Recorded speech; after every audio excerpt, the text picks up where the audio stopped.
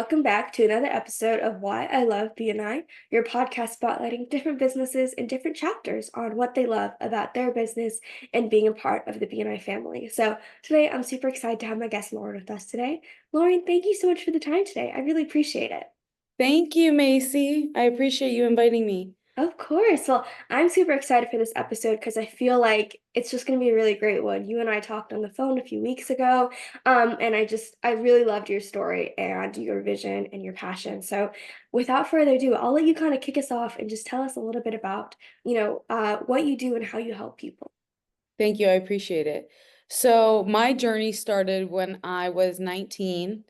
I became epileptic out of nowhere right before the pandemic, actually. Mm, And my twin was going into this career, and I was like, we're studying the exact same thing. We're in the same classes. We went to UCF, and I was like, why are you getting a job and not me?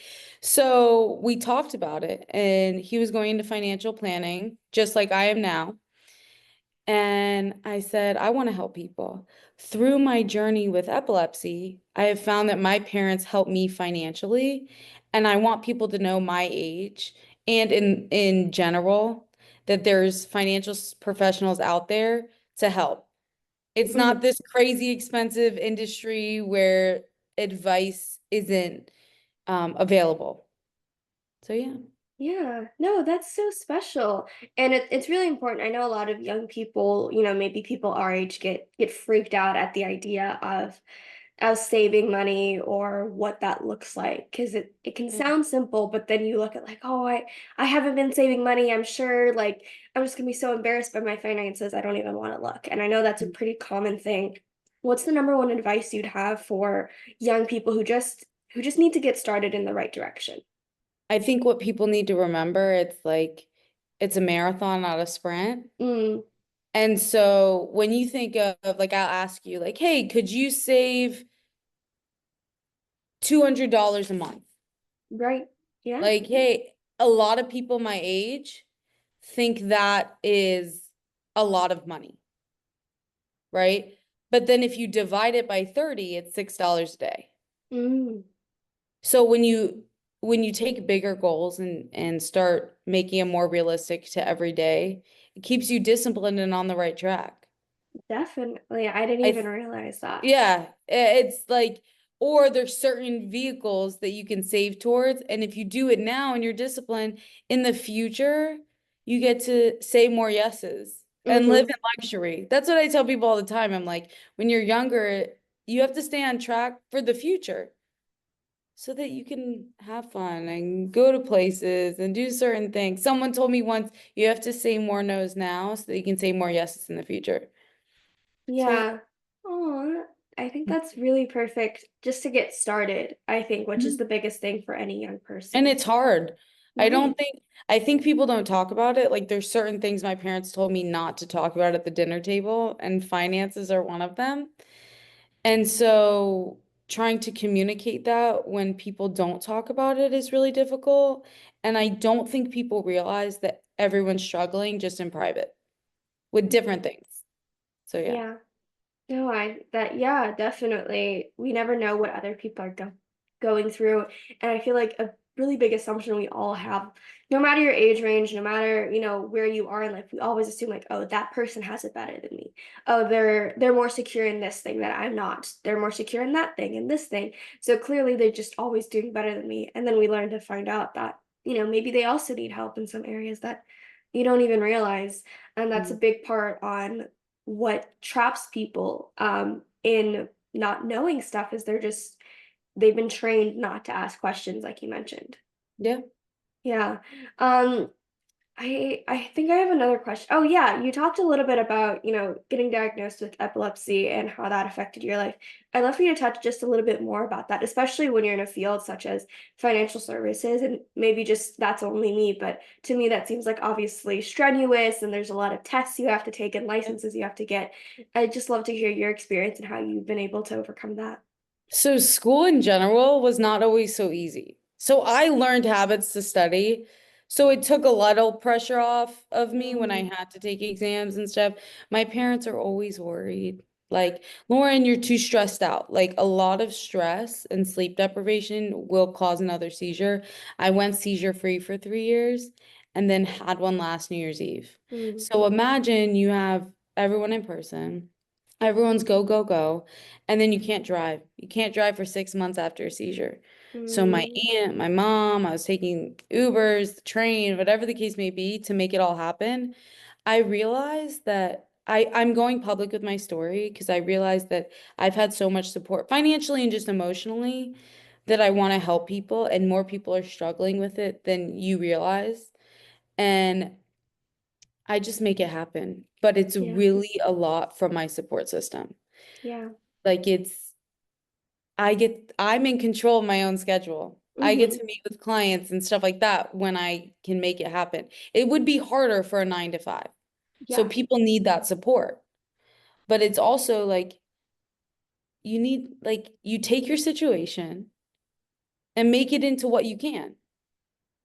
It was hard. Like I couldn't run to Walgreens. It wasn't just a quick trip to Walgreens. So trying to plan out when I had a client, try to plan out, oh, is it an hour? Is it a half hour? My day needed to be very structured because I was mhm, dependent on other people to drive me. yeah. Yeah. Wow. That's so Yeah. great to hear that you had such a strong support system after something like that. Because 6 months is a long time. I think sometimes You have no we idea. yeah, I don't. And like I'll be Yeah. honest for sure, like that I mean, I just the thought of 6 months is a lot for some people. Some people don't even realize how long 6 months actually is until you're like, wait, what have I done in the past 6 months? Oh my gosh, could I have done any of that? Maybe if I needed other people to help me with half of the things I do in my day-to-day life. And I think a lot of people would find that's a lot of work. That's And hard. what I find is um like I talk to clients or people who may be becoming my clients, and I ask them like, "Oh, are you in the same financial position that you were now than a year ago?" People are like, "Oh my gosh, yes," or whatever the case may be, and it feels like a decade to them. Right. So I say to people all the time, like, the month was long, let alone a year. Like it goes by fast day to day, but Mm. over time. Over time, especially a lot of those long-term investments, right? Like an IRA, like a retirement account, Yeah. they don't realize how much an extra 3 years in your youth, buying it 3 years earlier saves you. So many people, you hear the phrase, "Oh, I'll save when I have more money, when I make more money," and it's like, yeah, when realistically, like, when will that I happen? think We can it's always say also that. I have the conversation because it's like if you save from 25 to 35, you could have $1 million in retirement compared to saving from 35 to 65 for 20 extra years, you only have 700,000. Yeah. So it's like, what's the trade-off? Mhm. What can Yeah. you do? And it's just, but people don't do it because they don't want to, they just don't know. I think that's the biggest thing with anything. Like in general, there's certain things that I'm not great at. Like I'm not great with my car. So I need to go somewhere to get advice. Mm. So it's like I want to be that resource for people to just get advice. Yeah, and I think that's great. So, Lauren, thank you so much for sharing just a little bit about this. I think it's really, really important that people are constantly exposed to different types of education so at least they can get started or start having those conversations that make sense. So, if anyone's interested in learning a little bit more about what you do and how you can help them, what's the best way for them to reach you? I would say call me. My Okay, phone number is 407-701-4835. Or just ask you for my email. I can do I that. think it's it's more personal when someone calls me, Okay. Yeah. but that's the biggest thing. So yeah. I love calling people. I think it's my favorite Yeah. version as well. But switching gears just a little bit, I mean, I'd love to hear how you got involved with BNI. Who was the first person that invited you? So there's a woman who's the realtor in our group who's known me since I was a kid. The Jewish community in Orlando is quite small. And so she's known me since I was a kid, and we ran into each other. And then, like, at an event, and then, like, 2 months later, she's like, "Hey, I'm doing this. I think you'd be a great fit." And that's how I got involved. Wow, and how long ago was that? Sorry. We launched last January, so a year ago, and then I started like the October before. So it's Okay. been over a year. I really Wow. enjoy it, and it's fun. Like my group is like 20 people. Yeah. So it feels like a family. I'll tell you, BNI is phenomenal, Mm-hmm.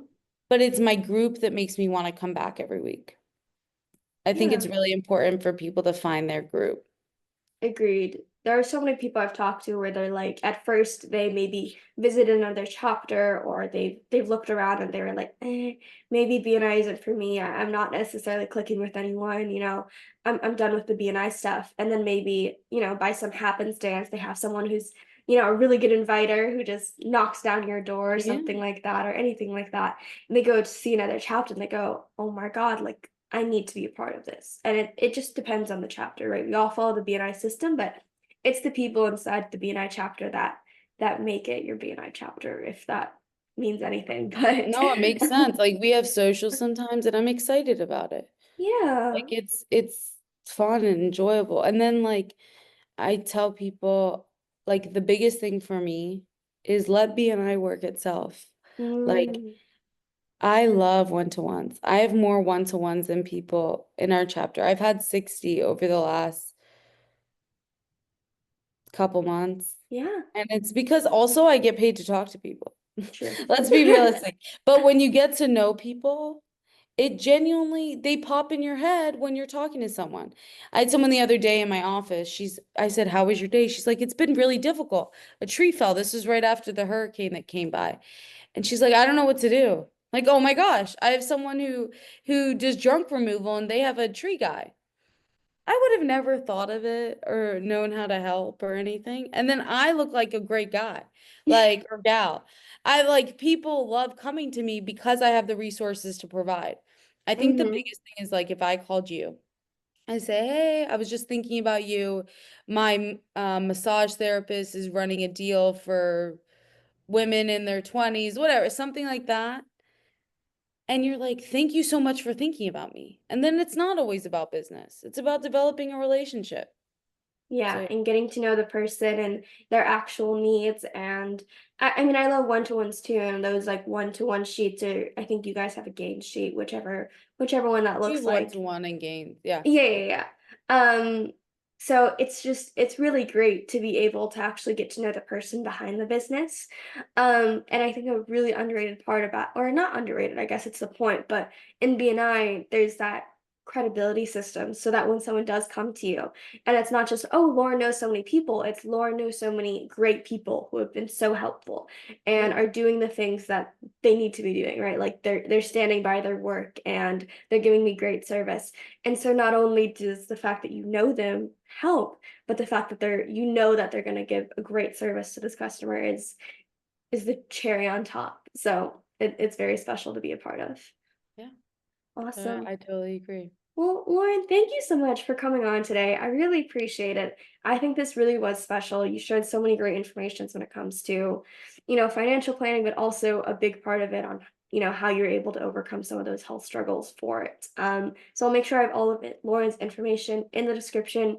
You can call her, text her, reach out to her, and just start asking questions in the right direction. So, Lauren, again, thank you so much for the time today. I really appreciate it. Thank you so much for having me. Of Yeah. course. And to everyone watching, I really appreciate you as well, and I'll see you next time. Bye.